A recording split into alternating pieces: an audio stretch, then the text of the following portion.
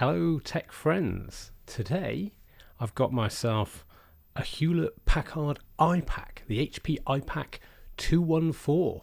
Now this came out in 2008, which you might regard as being 2000 and late. The iPhone had come out a year before this, so PDAs like this were, they're really on their way out. Let's take a little look around it. So we've got your regular SD card there on the top. You've also got, ironically titled, the compact flash card slot there too. On the side, we've got the stylus, which isn't in its little hole. Where's it gone? Ta-da! Here it is. And then we've also got the reset button on the side, which actually you can use the stylus to press rather than having to hump round and try and find a paper clip or something like that. On the bottom, you've got your proprietary communications port, and I think that also charges it as well, but you've also got a USB mini. You don't see those very often these days, that shape. And we've got a 3.5 millimeter, I should say, headphone jack as well. On the side, a dedicated voice memo button. Rubberized back. Rubber's still good, even though it's getting on a little bit now. And then on the front, we've got our up, down, left, right direction controls there with a button to push in.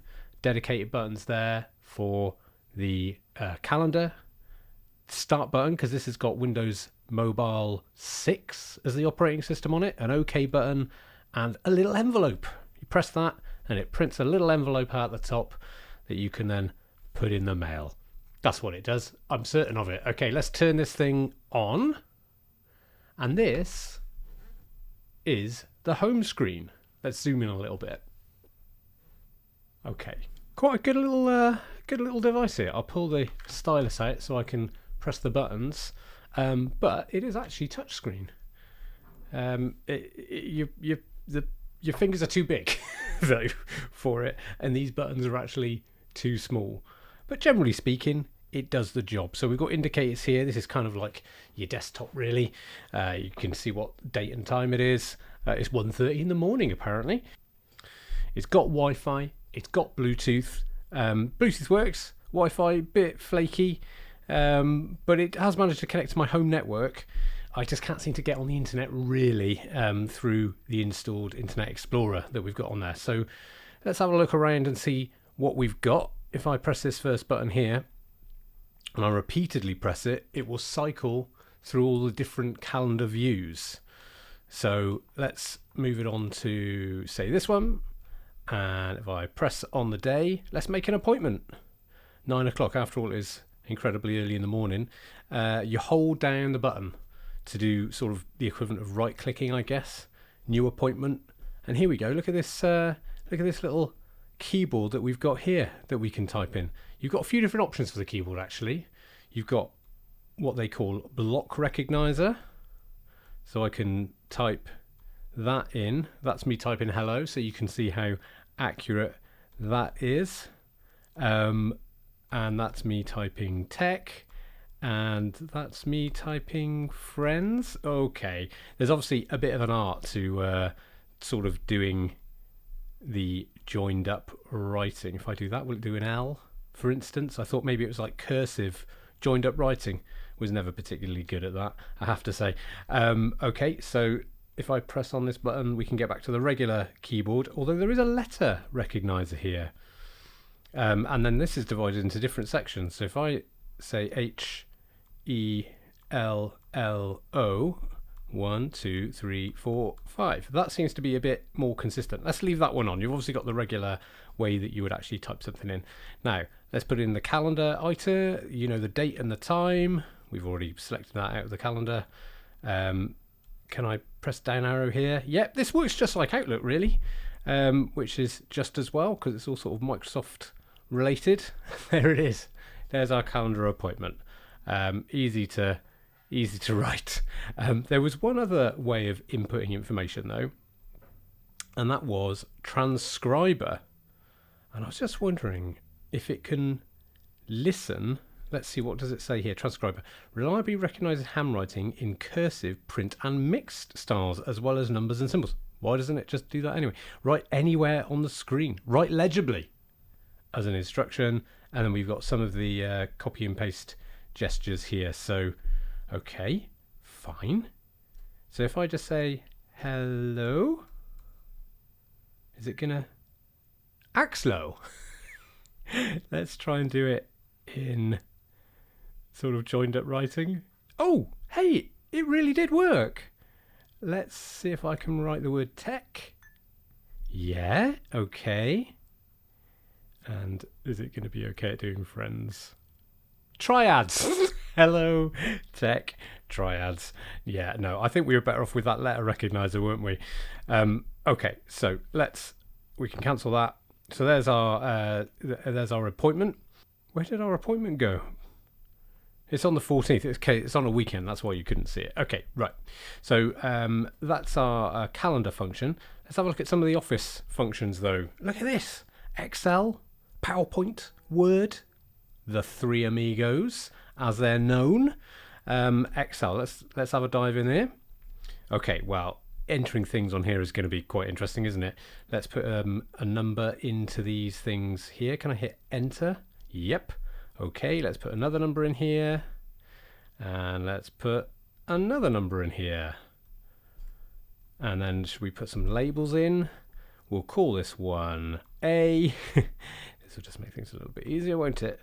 And then B and C. Okay, so you can type things in.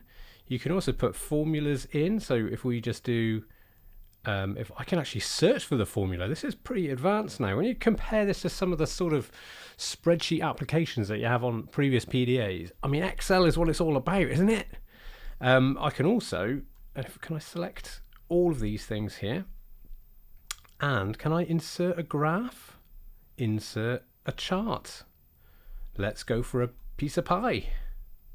Next, yeah, confirm the data range. Looks good to me. The data's in columns. Labels in the first row. I mean, they're not quite, are they? They're the other way around. Do it on a new sheet. Okay. Well, that must be because it's looking at the A, B, and C categories and not quite doing that right. But hey, look, we've got ourselves a pie chart, and then we can go back to sheet 1 and carry on putting information in. So Excel, pretty good. I can imagine if you opened up a more complex file, it's going to balk out at some point, but not bad. So I click on OK and close this. There we go. Then we're back to the Office mobile screen. OneNote. It's just your note-taking app. New. Can I just type something in? I'm trying to type something in. Oh, here we go. Hey, look, I do say things other than hello sometimes. Can I just draw a line and it'll do a space? Hello, you. Oh, and it's got predictive text message. Predictive autocomplete. That's what I mean. So that's quite good.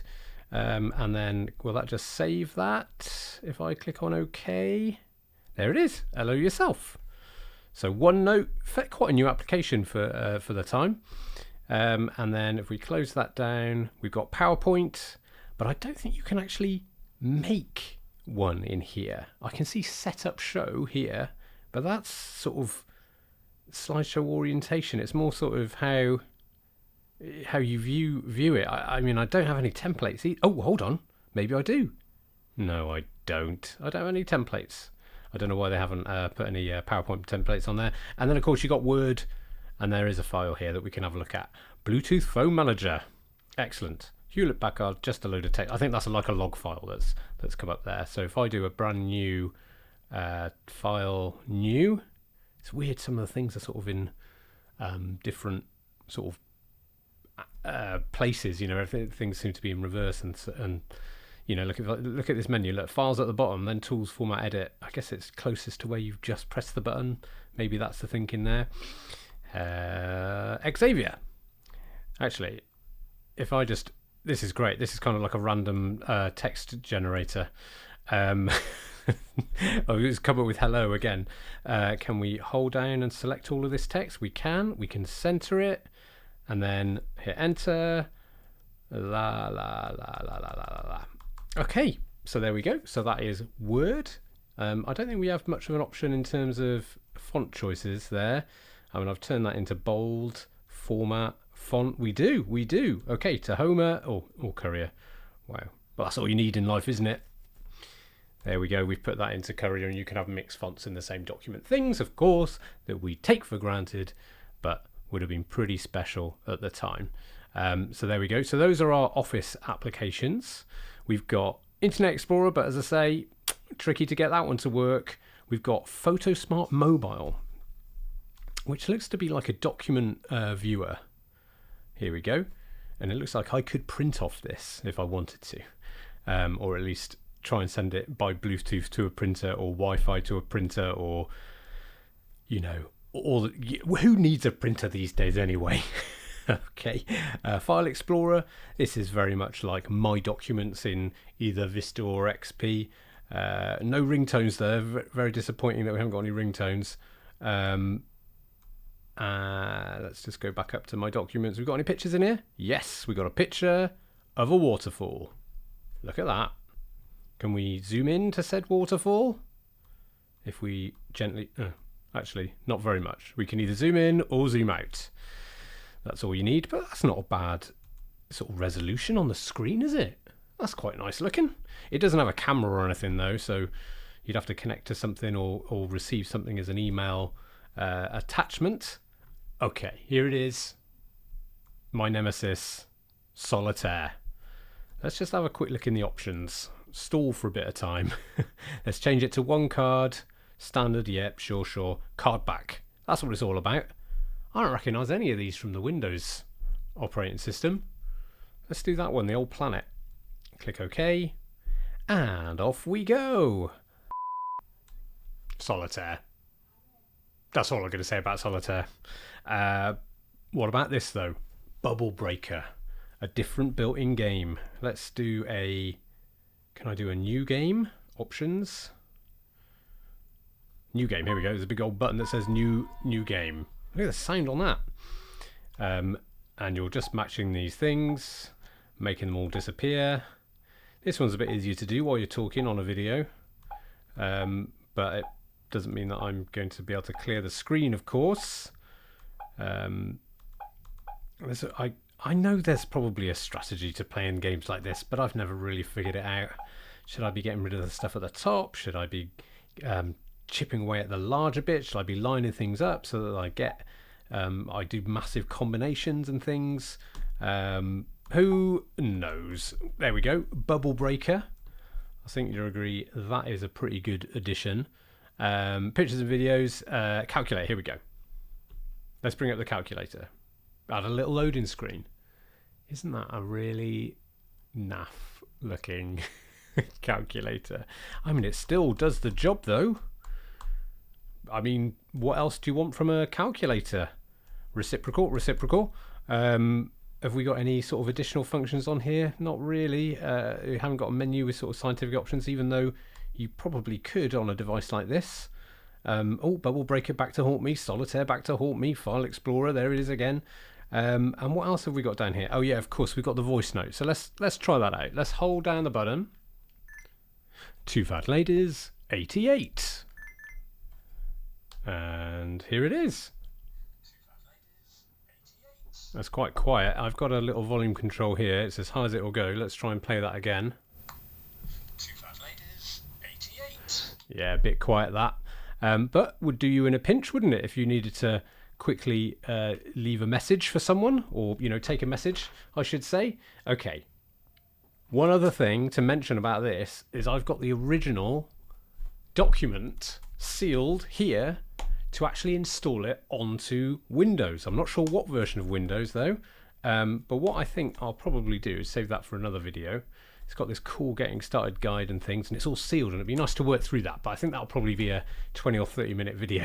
So let's just keep it short for now. There we go. That is our HB IPAQ. It's very thick, but it would still fit in the top pocket. And like all good HP devices, it looks pretty smart. There we go. HP IPAQ. If you bought one of these, you probably wanted an iPhone, and maybe the next year you'd have got one. Thanks for watching.